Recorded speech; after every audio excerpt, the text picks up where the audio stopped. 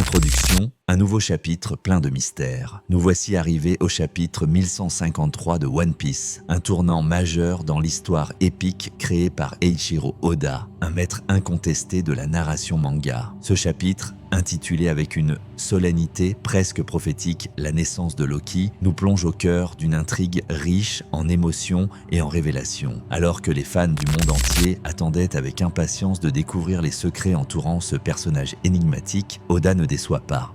Ce chapitre, publié en ce dimanche 29 juin 2025 à 12h29 heure locale, Pulsar 7, marque un moment clé dans l'arc d'Elbaf, révélant des détails saisissants sur l'origine tragique de Loki, le prince maudit, tout en entrelaçant des sous-intrigues captivantes autour d'autres personnages emblématiques comme Yamato et Sanji. Mais avant de plonger dans les profondeurs de ce chapitre, revenons un instant sur le parcours récent de Yamato, dont l'histoire parallèle enrichit l'univers de One Piece.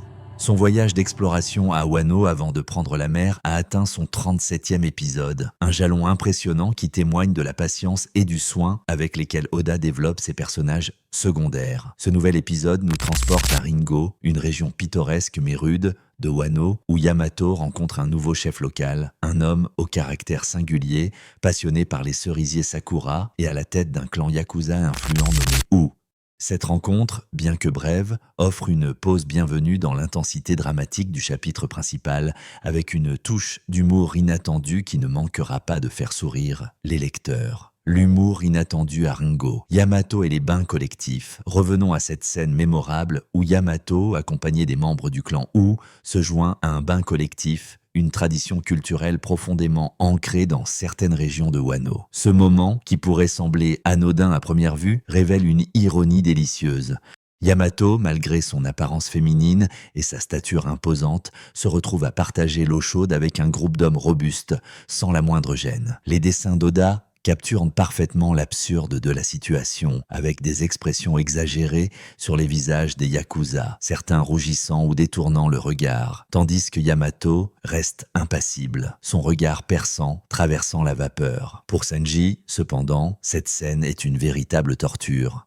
Connu pour son amour inconditionnel des femmes et son aversion à les voir malmenées, le cuisinier de l'équipage au chapeau de paille est au bord de l'explosion. Ses yeux s'écarquillent, des torrents de larmes jaillissent comme des fontaines et ses jambes tremblent de frustration contenue. Pourtant, paradoxalement, Sanji n'a aucun problème à se baigner avec d'autres femmes, un contraste qui ajoute une couche d'humour à son personnage. Cette dualité, l'adoration des femmes d'un côté, l'indifférence totale à la nudité masculine de l'autre, est un ressort comique que Oda exploite avec brio.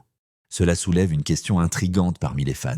Dans un tel contexte où Sanji est confronté à une stimulation inattendue, sa résistance légendaire reste-t-elle intacte? Cette interrogation, posée avec une curiosité innocente, n'a rien de malveillant, mais elle reflète l'intérêt des lecteurs pour les faiblesses cachées de ce personnage. Pour l'instant, aucune réponse définitive n'est donnée, laissant place à des spéculations amusantes. Ce passage, bien que léger, montre une fois de plus la capacité d'Oda à mêler humour et profondeur dans une seule scène.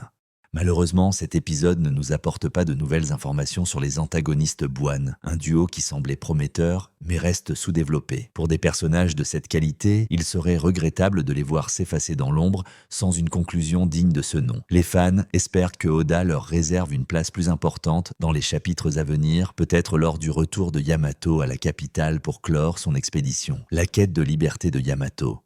Après son séjour à Ringo, Yamato prévoit de retourner à la capitale de Wano pour mettre un point final à son voyage d'exploration. Ce retour marque la fin d'une étape cruciale dans sa vie, un moment où elle tourne la page sur son passé tumultueux pour embrasser un avenir incertain mais libre. Inspiré par l'exemple d'Oden, son idole et modèle, Yamato aspire à naviguer sur les mers, à affronter les tempêtes et à tracer sa propre légende. Cette décision, empreinte de courage et de détermination, soulève une question parmi les lecteurs. De nouvelles épreuves l'attendent-elles sur son chemin? Le chapitre 1153 laisse planer un suspense délicieux, laissant entrevoir des vagues d'action et de drame à l'horizon. Les origines de Loki, une tragédie au cœur d'Elbaf. Passons maintenant au cœur du chapitre 1153, où l'attention se tourne vers Loki, un personnage dont le destin tragique commence à se dévoiler. Dès les premières pages, nous découvrons une amitié profonde entre le roi Aran et deux capitaines géants, Dory et Roji. Cette camaraderie trouve ses racines dans l'héritage royal de Harran, né dans une lignée prestigieuse portant le sang des géants anciens. À cette époque, marquée par les conflits incessants, les enfants étaient élevés dans l'objectif de devenir des guerriers redoutables. Grâce à son ascendance exceptionnelle, Harran bénéficiait d'une attention et d'une indulgence particulières, ce qui a façonné son caractère audacieux et imprévisible. À 55 ans, Harran fut couronné roi d'Elbaf, mais son tempérament restait celui d'un jeune homme impulsif et avide d'aventure, comme en témoignent les flashbacks des chapitres 1152 et des événements datant de 19 ans auparavant. Avec le temps, sa réputation s'est transformée en une terreur pour les nations humaines. Partout où il passait, des villages étaient réduits en cendres, des forêts dévastées et des populations plongées dans la peur. Cette image de destructeur contraste avec les origines nobles de Harran, révélant un homme tiraillé entre sa puissance et son manque de maturité. C'est lors d'une expédition au-delà des mers connues que le destin de Harran prit un tournant décisif. Dans un marché sordide, il découvrit Ida, une géante captive, enchaînée et vendue comme esclave par des marchands sans scrupules. Son apparence, une cicatrice marquant son visage, des lèvres pleines et une queue de cheval élégante, attira immédiatement l'attention de Harran. Bouillonnant de rage face à l'oppression de sa propre espèce, il déchaîna sa force colossale, réduisant le village en ruine pour la libérer. Face à Ida, il tenta une approche maladroite mais pleine d'orgueil. « Petite sœur, pas besoin de me remercier. Je suis le roi d'Elbaf, et je ne laisserai pas ces vermines insulter mon peuple. » Cependant, cette démonstration d'ego fut stoppée net par une gifle retentissante d'Ida, un coup si puissant qu'il laissa Harran étourdi, le visage rougi et l'expression déconfite. Ida, loin d'être impressionnée, expliqua calmement que les villageois l'avaient sauvée après un naufrage et qu'elle travaillait pour leur rendre l'appareil. Intelligente et cultivée, elle profita de cet échange pour enseigner à Harran une leçon de modestie.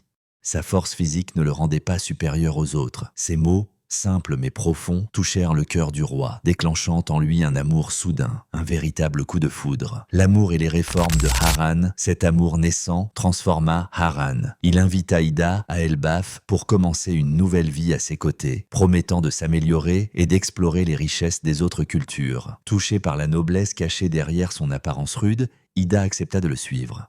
Harran, galvanisé par cet amour, exprima son désir de l'épouser officiellement, un vœu sincère mais confronté à l'opposition inflexible du Conseil des Anciens d'Elbaf. Ces derniers, attachés à la pureté de leur lignée, refusèrent catégoriquement, arguant qu'Ida, étrangère à leur peuple, ne pouvait prétendre au titre de reine. Dévasté par ce rejet, Harran installa Ida dans un village reculé où elle mena une vie simple, tandis qu'il résidait au château d'Horus, continuant de la voir en secret. Avec le temps, il comprit que pour épouser Ida, il devait transformer Elbaf. Il lança ainsi une série de réformes audacieuses. Construction d'écoles et de bibliothèques pour éduquer les jeunes générations, ouverture vers des alliances avec d'autres nations, y compris l'île des hommes poissons, située à 10 000 mètres sous la mer. Ces initiatives, bien que lentes, commencèrent à porter leurs fruits, renforçant la position d'Elbaf sur l'échiquier mondial. Il y a 31 ans, Ida donna naissance à Harudin, un événement qui renforça la détermination de Harran à légitimer leur union. Cependant, les anciens, percevant cette stratégie, arrangèrent un mariage forcé avec une autre femme d'Elbaf, issue d'une famille influente. Cette nouvelle reine, experte en défense, une forme de divination spirituelle, se présenta avec assurance, affirmant pouvoir voir son destin. Elle demanda à Harran d'oublier Ida et son fils, mais il refusa avec fermeté. « Je ne peux pas faire ça. » Malgré son opposition, le mariage eut lieu, scellant un nouveau chapitre dans la vie de Harran. La reine et la naissance de Loki. La nouvelle reine, d'une beauté éclatante, dans des tenues évoquant celles de Vivi ou Nami, s'installa au château d'Horus avec une obsession croissante pour le défense. Cette pratique, mêlant spiritualité et superstition, la poussa à modifier sans cesse les décors du palais, convaincue que cela influençait son destin. Il y a 63 ans, elle donna naissance à Loki, mais Harran était absent, occupé par des affaires diplomatiques. Dès sa naissance, les yeux étranges de Loki, évoquant ceux de Sauron dans Le Seigneur des Anneaux, alarmèrent sa mère.